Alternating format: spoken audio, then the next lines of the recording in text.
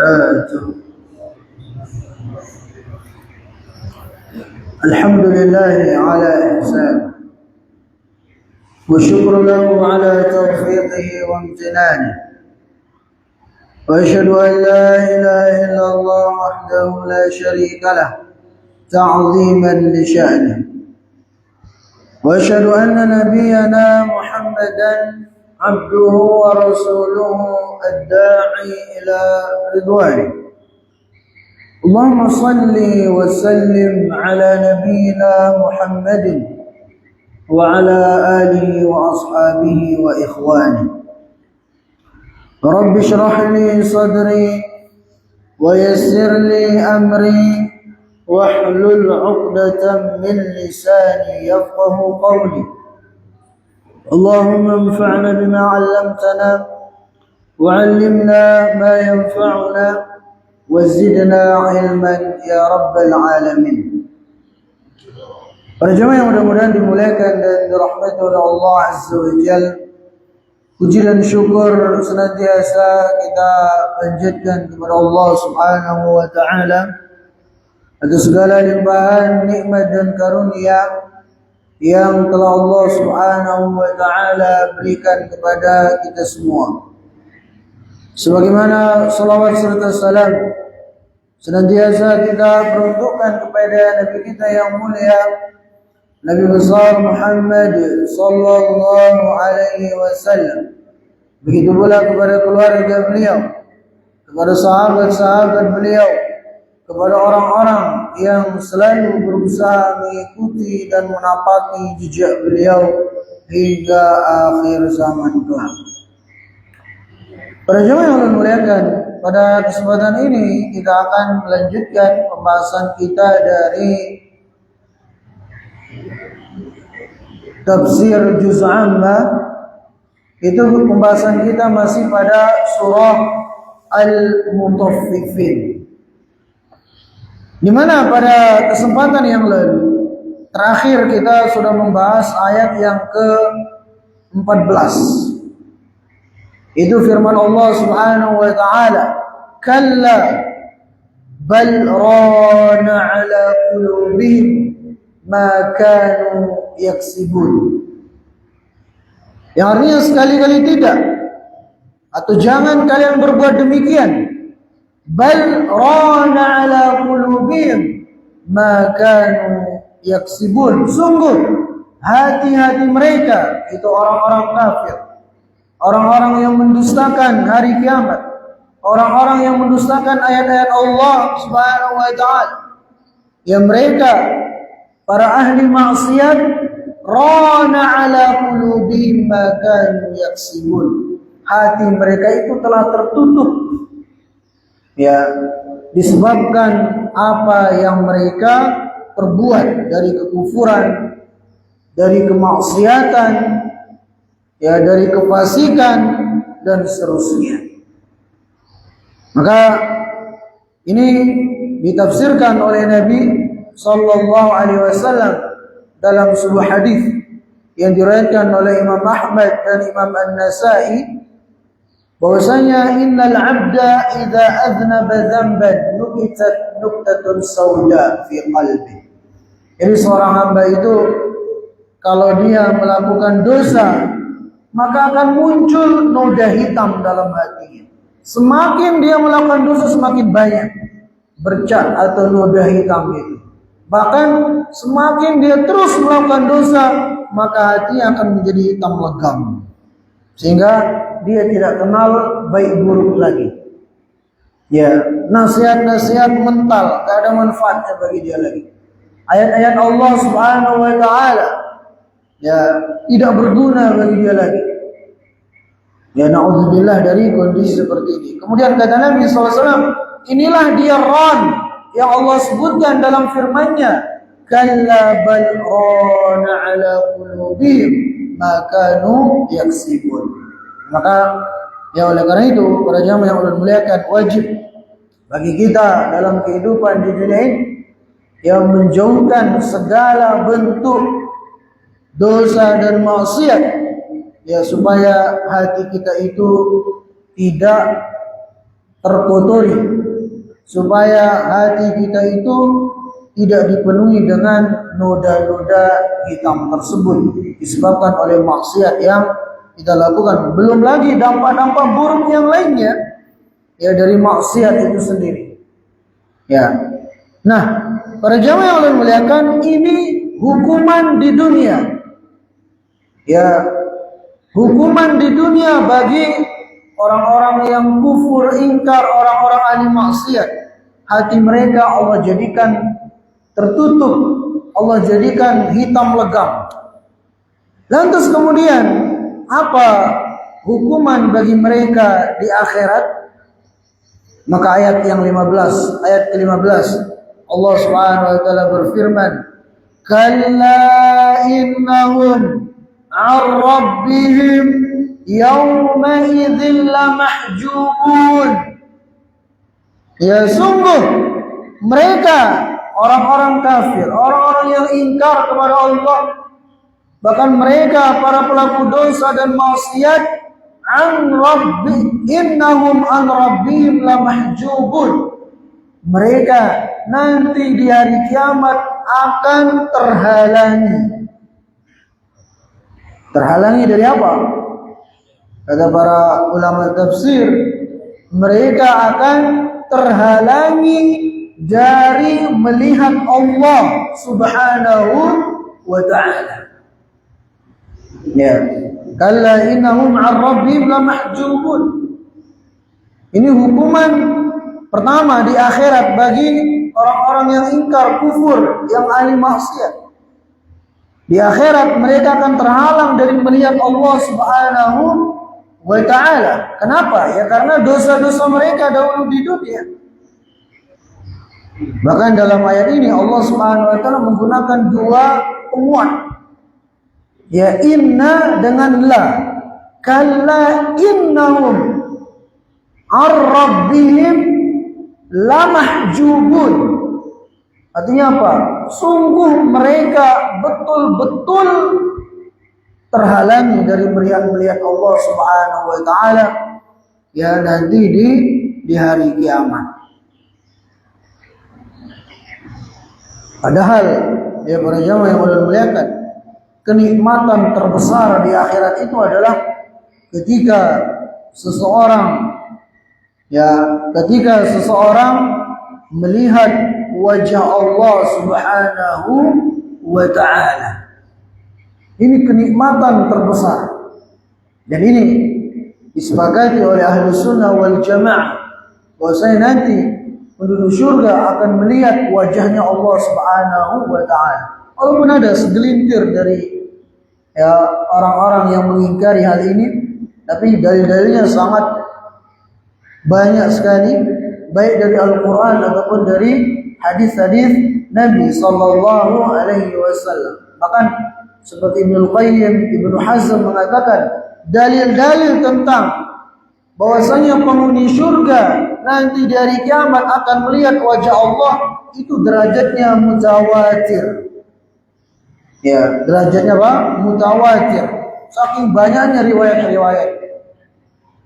Nah, dalil-dalil yang menunjukkan hal tersebut pertama, firman Allah Subhanahu wa ta'ala dalam surah Yunus, "Alladzina ahsanul husna wa ziyadah." Atau lilladzina ahsanul husna wa ziyadah. Artinya bagi orang-orang yang berbuat kebaikan di dunia, mereka beriman, beramal soleh, bagi mereka di akhirat al-husna. Al-husna itu maksudnya surga. Wa ziyadah, dan ada tambahan dari surga. Kata para ahli tafsir, tambahan yang dimaksud di sini adalah melihat Allah Subhanahu wa ta'ala. Dan itu nikmat yang paling agung. Ya, dan ini ditafsirkan oleh Rasulullah ya sallallahu alaihi wasallam sendiri dalam sebuah hadis yang diriwayatkan oleh Imam Muslim. Beliau sallallahu alaihi wasallam bersabda, "Idza dakhala ahlul jannatil jannata." Apabila penduduk surga sudah masuk surga, yaqulullahu tabaraka wa ta'ala, maka Allah Subhanahu wa ta'ala berfirman kepada penghuni surga, turiduna syai'an azidukum? Apakah kalian ingin tambahan yang aku akan tambahkan untuk kalian? Ya, lebih dari kenikmatan di surga ini. Firman Allah kepada siapa? Penghuni surga. Fayaqulun, maka penghuni surga mengatakan, alam tubayyid wujuhana, alam tudkhilna al-jannah wa tunajjina minan nar. Ya Allah, bukankah sudah cukup nikmat-nikmat ini? Engkau sudah putihkan wajah-wajah kami, Engkau sudah masukkan kami ke surga ya Allah, Engkau sudah selamatkan kami dari api neraka ya Allah. Apalagi nikmat yang lebih dari itu? Kata penghuni surga. Kemudian apa? Fayakshiful hijab. Maka di sanalah Allah Subhanahu wa taala membuka penghalang, membuka tabir, membuka tirai yang menghalangi antara dia Allah Subhanahu wa taala dengan penghuni surga. Maka penghuni surga pun melihat Allah Subhanahu wa taala. Kemudian kata Nabi sallallahu alaihi wasallam, "Fama u'tu syai'an ahabba ilaihim minan nadhari ila rabbihim azza wa jalla." Dan sungguh tidak ada pemberian yang paling besar, yang paling nikmat, yang paling agung yang dirasakan oleh penghuni surga selain dari melihat wajah Allah Subhanahu wa taala, melihat Allah azza wa jalla. Ya, ini nikmat yang paling luar biasa. Ya. Kemudian dalil yang lainnya juga dari dalil-dalil yang menunjukkan bahwasanya penghuni surga akan melihat Allah Subhanahu wa taala. Dalam Al-Qur'an surah Al-Qiyamah Allah Subhanahu wa taala berfirman, "Wujuhun yawma idzin nadhirah ila rabbiha nadhirah." Pada hari itu ketika penghuni surga sudah dimasukkan ke dalam surga, di sana wajah-wajah penghuni surga berseri-seri, nadhirah, berseri-seri. Kenapa? Ila rabbiha nadhirah, karena dia melihat wajah Allah Subhanahu wa ta'ala, melihat Allah azza wa jalla. Kemudian juga dalil yang lainnya dari hadis Nabi sallallahu alaihi wasallam, itu hadis yang diriwayatkan oleh Imam Bukhari dan Muslim. Innakum satarawna rabbakum kama tarawna hadzal qamar la tudammuna fi ru'yatihi. Sungguhnya kalian nanti orang-orang yang beriman, wahai ya kalian yang dimasukkan ke dalam surga, kalian akan melihat Allah Subhanahu wa taala sebagaimana kalian melihat bulan purnama, ya, dan kalian tidak akan berdesak-desakan dalam melihatnya. Ini bukan berarti menyerupakan Allah dengan bulan purnama, ya enggak, sama sekali enggak. Tapi maksudnya adalah cara melihatnya itu. Penghuni surga tidak berdesak-desakan begitu. Ini semua dalil yang menunjukkan kepada kita bahwasanya ya nikmat terbesar yang akan didapatkan oleh penghuni surga adalah melihat Allah Subhanahu wa ta'ala. Makanya Nabi kita sallallahu alaihi wasallam beliau berdoa, ya, minta agar bisa melihat Allah Subhanahu wa ta'ala di akhirat. Dan ini kita juga perlu berdoa seperti itu. Ya, maka di antara doa yang diriwayatkan oleh Imam Nasa'i dan disahihkan oleh Ibnu Hibban, ya, Rasulullah sallallahu alaihi wasallam berdoa mengatakan, "Wa as'aluka ladzatan nadhari ila wajhika wasyauqi ila liqa'ika." Ya, ini kata Nabi sallallahu alaihi wasallam, "Ya Allah, aku mohon kepadamu ya Allah, agar aku dikaruniakan kenikmatan, kelezatan bisa melihatmu nanti ya Allah. Ya, begitu pula wasyauqi ila liqa'ika, dan kerinduan untuk berjumpa denganmu ya Allah." Ya, memang kalau di dunia mustahil seseorang melihat Allah Subhanahu wa ta'ala. Jangankan kita, para nabi pun enggak ada yang melihat Allah. Ya, kalau ada orang ngaku melihat Allah di dunia, wajib kita dustakan. Bohong. Ya. Mustahil di dunia. Nabi Musa saja, sebagaimana Allah kisahkan dalam surah Al-A'raf, Nabi Musa mengatakan, "Ya Rabbi, arini anzur ilaik." Qala lan tarani, walakin انظر ila al-jabal, fa in istaqarra makanahu fa sawfa tarani. Falamma tajalla rabbuhu lil-jabal ja'alahu dakka wa kharra Musa sa'iqa. Ya, kata Nabi Musa alaihissalam, "Ya Allah, izinkan aku untuk melihatmu ya Allah." Allah berfirman, "Wahai Musa, aku tidak akan bisa melihat. Engkau lihat ke gunung itu, wahai Musa. Kalau gunung itu tetap seperti kondisinya yang ada, ketika aku akan menampakkan diriku di sana, aku akan melihat." Maka ketika Allah hendak menampakkan dirinya, gunung itu langsung hancur berkeping-keping. Nabi Musa alaihissalam langsung pingsan.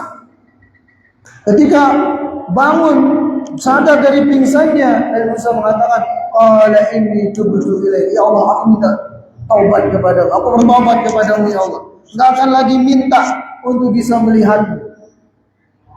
Ya.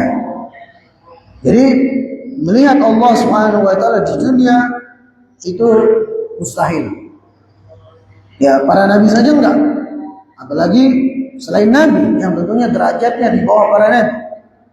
Ya, setinggi apapun kewalian seseorang, enggak mungkin dia melihat Allah. Tapi di akhirat justru itu adalah kenikmatan terbesar bagi para penghuni surga. Adapun orang-orang yang kufur, ingkar, ahli maksiat, maka mereka akan terhalangi dari melihat Allah Subhanahu wa ta'ala. Dan ini hukuman pertama bagi mereka di akhirat. Ya. Jadi sebagaimana Allah Subhanahu wa ta'ala juga tidak ingin melihat mereka. Ya, Allah pun menghalangi mereka dari melihat dirinya. Dan ini bisa kita katakan hukuman psikis ya bagi para pelaku dosa, bagi orang-orang yang kufur ingkar kepada Allah, di mana Allah Subhanahu wa taala tidak memperdulikan mereka. Ya, sebagaimana yang Allah Subhanahu wa taala sebutkan dalam surah Al-Imran. Ya, bagaimana Allah Subhanahu wa taala sikap Allah kepada orang-orang kafir nanti dari kiamat, orang-orang ingkar, orang-orang ahli maksiat. Allah berfirman, "Wala yukallimuhumullah yaumal qiyamati wala yanzuru ilaihim wala yuzakkihim." Bagi orang-orang yang ingkar kepada Allah, yang ahli maksiat, Allah Subhanahu wa taala tidak akan ajak mereka bicara. Allah tidak akan melihat mereka, Allah cuekin mereka. Dan Allah tidak akan mensucikan mereka. Ya, ini hukuman bagi orang-orang yang kufur ingkar, ahli maksiat. Begitu pula Allah halangi dia dari melihatnya. Sebabnya apa? Ya karena mereka di dunia menghalangi diri mereka dari melaksanakan syariat-syariat Allah. Ya, mereka membutakan diri-diri mereka untuk melihat ayat-ayat Allah Subhanahu wa taala, sehingga mereka enggan beriman kepada Allah. Maka di akhirat mereka terhalangi dari melihat Allah Subhanahu wa taala. Ya, bahkan orang-orang yang seperti ini nanti di hari kiamat akan dibangkitkan dalam keadaan buta. Walaupun di dunianya pandangannya normal, matanya normal. Allah Subhanahu wa taala berfirman dalam Al-Qur'an surah Thaha, "Wa man a'rada 'an dzikri fa inna lahu ma'isyatan dhanka wa nahsyuruhu yawmal qiyamati a'ma. Qala rabbi lima hasyartani a'ma wa qad kuntu basira. Qala kadzalika ja'aka ayatuna fanasita fakadzalika al-yawma tunsa." Na'udzubillah. Yang artinya, barang siapa yang berpaling dari peringatanku, berpaling di dunia dari ayat-ayat Allah, dari perintah-perintah Allah, ya, fa inna lahu ma'isyatan dhanka, maka baginya di dunia ini kehidupan yang sempit. Wa nahsyuruhu yaumal qiyamati a'ma, dan kami akan bangkitkan mereka dalam keadaan buta. Walaupun di dunianya normal, di dunianya normal. Kemudian mereka mengatakan, ya Allah, kenapa Kau bangkitkan kami dalam keadaan buta seperti ini ya Allah? Padahal dahulu di dunia kami melihat normal penglihatan kami. Maka Allah berfirman, demikianlah kamu dahulu ketika datang kepadamu ayat-ayat kami, kamu pun melalaikan, tidak memperdulikan, kamu membutakan matamu dari melihatnya. Maka sekarang kami jadikan kamu benar-benar buta. Ya. Dalam ayat yang lain juga Allah Subhanahu wa taala berfirman, "Wa man kana fi hadhihi a'ma, fa huwa fil akhirati a'ma." Barang siapa yang di dunia ini buta, maka nanti di akhirat dia juga akan buta. Tapi buta yang dimaksud bukan buta fisik, ya, orang yang tunanetra, bukan. Yang dimaksud adalah buta dari ayat-ayat Allah Subhanahu wa taala, membutakan dirinya dari beriman kepada Allah, sehingga dia ingkar kufur kepada Allah. Itu maksudnya buta. Wa man kana fi hadhihi a'ma fa huwa fil akhirati a'ma. Nanti dia pun di akhirat akan dibangkitkan dalam kondisi buta, sehingga dia pun tidak akan bisa melihat Allah Subhanahu wa taala. Nah, ini dia. Jadi kalla innahum 'an rabbihim yawma idzin lamahjubun. Sungguh mereka orang-orang yang kufur, yang ingkar, yang ahli maksiat, nanti di hari kiamat mereka akan terhalangi dari melihat Allah Subhanahu wa taala. Kemudian hukuman yang kedua yang Allah Subhanahu wa taala akan timpakan bagi orang-orang yang ingkar kepadanya di akhirat. Dan ini terhitung yang ketiga. Kalau di dunia apa? Hatinya dijadikan hitam legam. Ya, digembok hatinya, tertutup hatinya. Sedangkan di akhirat hukuman pertamanya apa? Tidak bisa melihat Allah. Kemudian yang ke-16 ini apa? Hukumannya. Ini hukuman untuk fisiknya. Kalau tadi ayat 15 hukuman psikisnya. Ya, dia dicuekin oleh Allah Azza wa Jalla, tidak diperdulikan. Ya. Nah, dalam ayat 16 ini apa? Summa innahum lasalul jahim. Kemudian mereka, ya, yang fujar itu orang-orang yang ahli maksiat, yang ingkar kepada Allah Subhanahu wa taala, innahum lasalul jahim. Mereka akan dimasukkan dan dibakar di dalam jahim, di dalam neraka jahanam. Ya, ini hukuman bagi fisik mereka. Dan kata sola yasla, ya, itu berarti dibakar. Ya, dan dibakar dalam keadaan hidup-hidup. Ya, kalau dalam keadaan mati, ya, aman saja. Kayak kita manggang, ya, bisa kambing guling, dalam keadaan mati dibakar, ya, nggak masalah. Ini dalam keadaan hidup-hidup. Ya, makanya ada seorang salaf, dia datang ke pasar, kemudian dia lihat ada orang sedang membuat kambing guling, dibakar, gitu. Maka dia pun menangis sejadi-jadinya. Kawannya heran, lah kamu ini lihat kambing guling itu bukannya senang, malah nangis. Kata dia, aku bukan, ya, yang aku pikirkan, kata dia, kalau kambing ini dia dibakar itu dalam keadaan sudah mati. Ya, sedangkan ya penghuni neraka, kita kalau masuk neraka itu akan dibakar dalam keadaan hidup-hidup. Maka kawannya ikut nangis sama dia. Ya, jadi sola yasla itu betul-betul dibakar di dalam api neraka yang begitu dahsyat, yang panasnya 70 kali lipat dari panas api yang ada di dunia ini. Panas lahar yang ada di gunung dan itu 70 kali lipat. Ya, di sanalah akan dibakar, akan dimasukkan orang-orang al-fujjar ini. Ya, dan sudah banyak kita sampaikan tentang sifat-sifat neraka yang begitu dahsyatnya. Ya.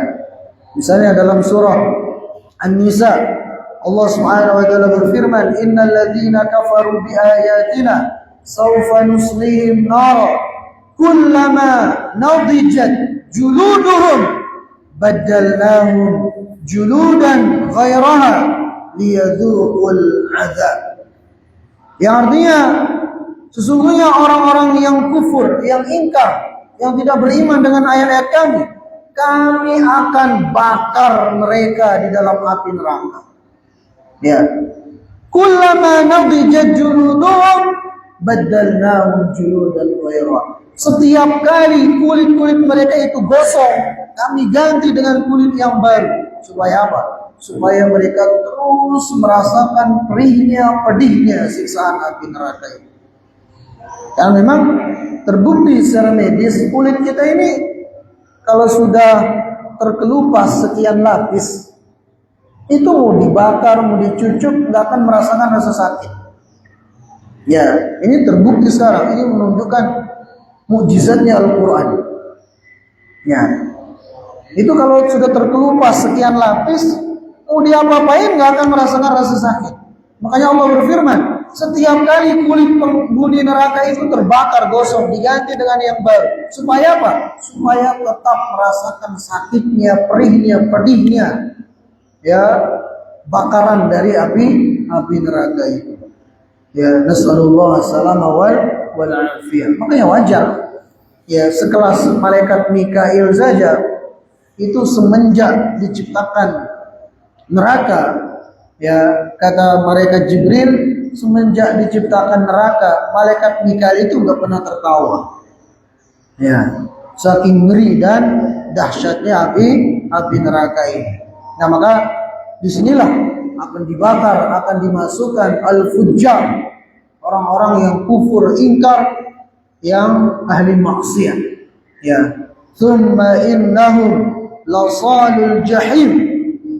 Ya, kemudian mereka akan dimasukkan dan dibakar di dalam jahim, itu di dalam api neraka.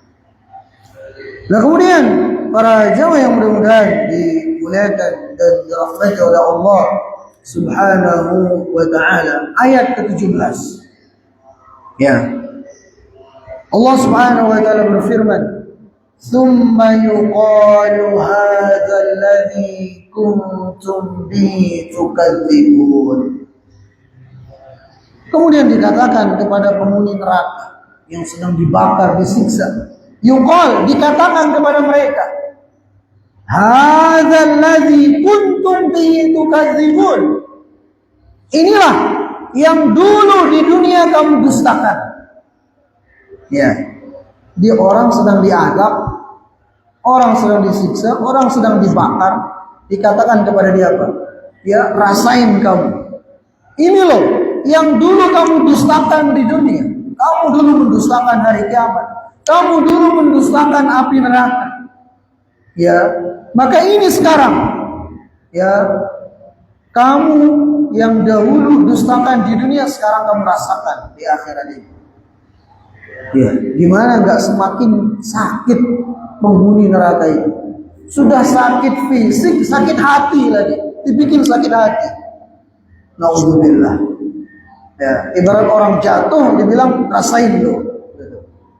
Ya, udah sakit karena jatuh tersandung, dibilang rasain lo, makin sakit hati juga.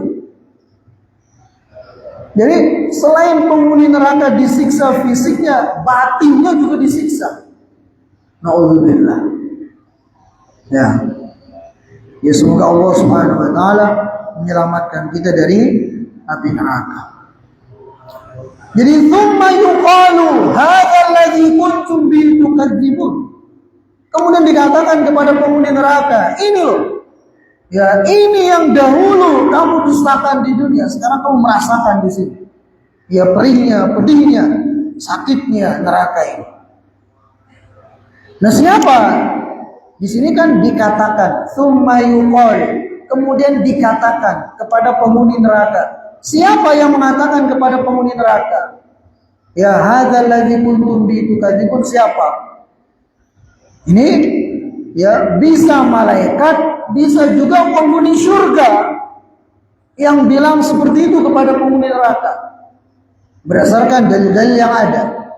Pertama, dalil yang menunjukkan bahwasanya yang mengatakan hal ini adalah para malaikat, khususnya penjaga penghuni neraka. Afwan, penjaga neraka. Itu malaikat ya Malik. Di mana dalam surah Saba ayat 42 Allah Subhanahu wa taala berfirman tentang ya ucapan malaikat penghuni neraka, ya malaikat penjaga neraka terhadap penghuni neraka.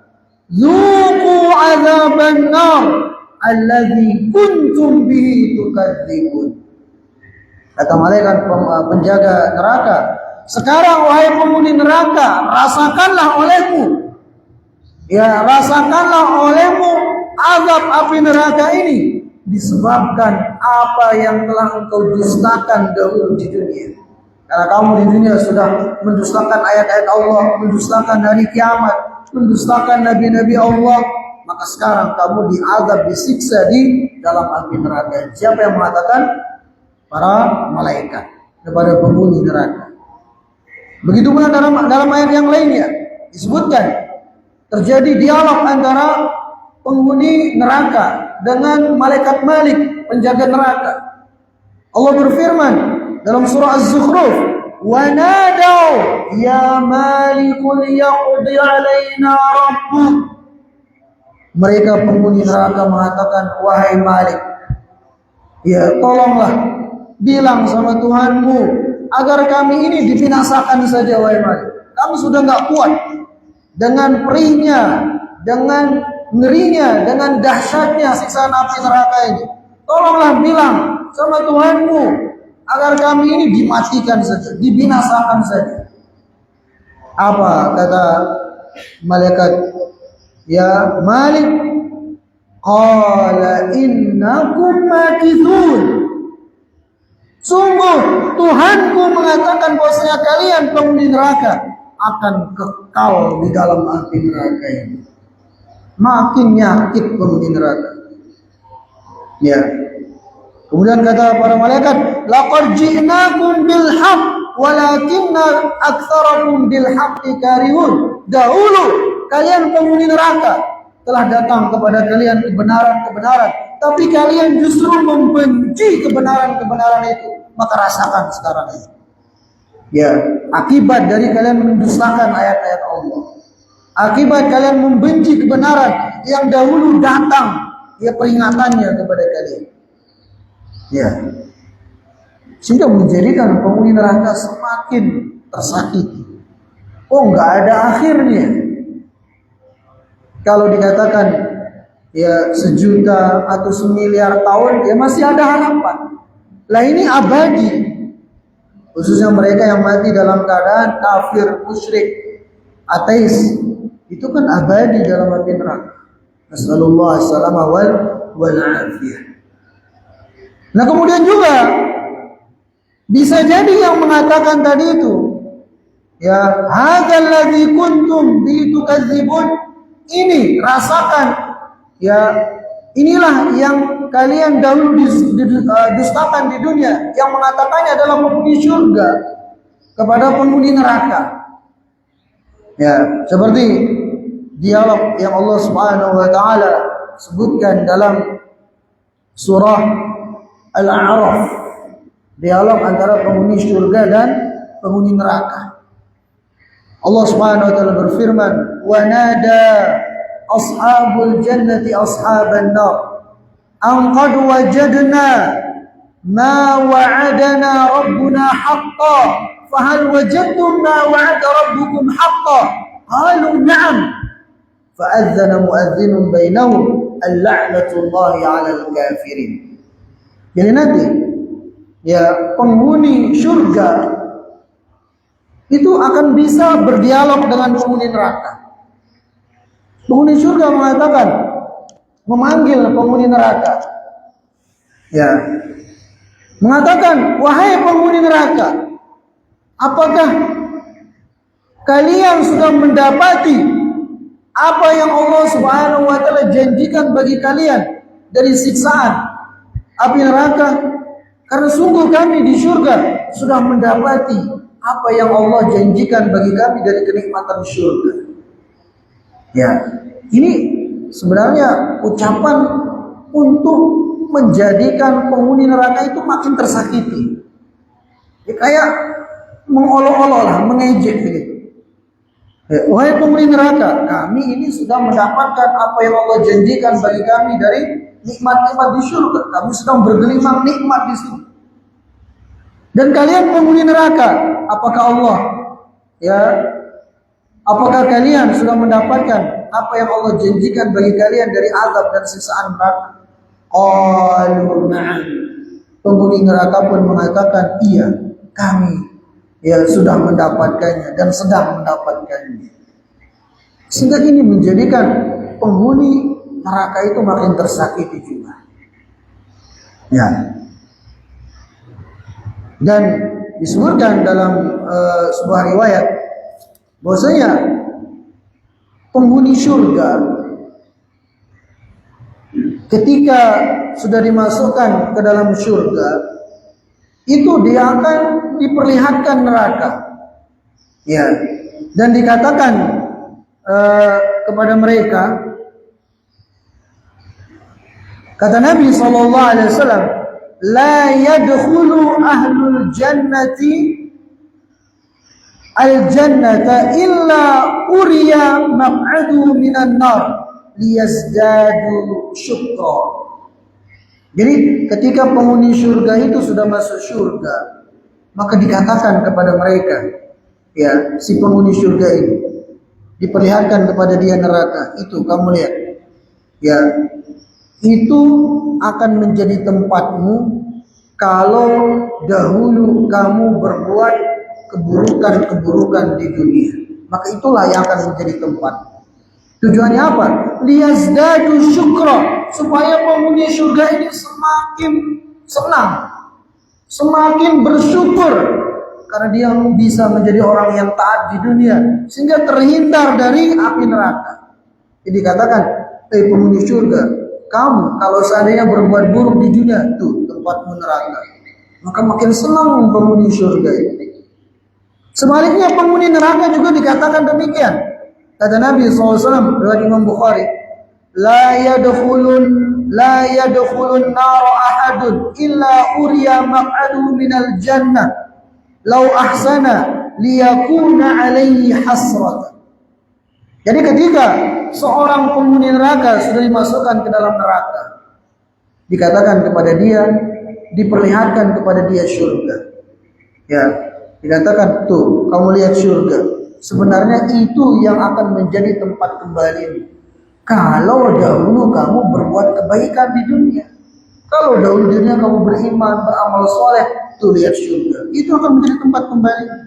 Tapi karena kamu dahulu ingkar, kufur, banyak maksiat, maka tempatmu di neraka ini. Ya, maka penghuni neraka ini semakin tersakiti. Ya, semakin sakit hati. Nah ini. Ya, jadi ini semua menunjukkan kepada kita, ya, para jamaah yang bermuliakan, siksaan penghuni neraka itu tidak hanya zahirnya, badannya, tapi batinnya juga tersiksa.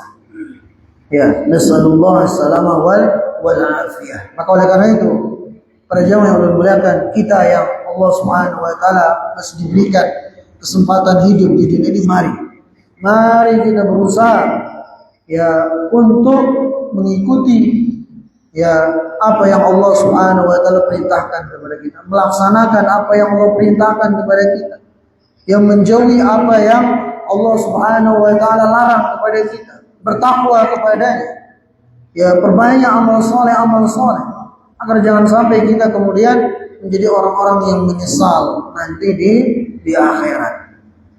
Disebutkan, ya, penyesalan ya, penghuni neraka itu luar biasa.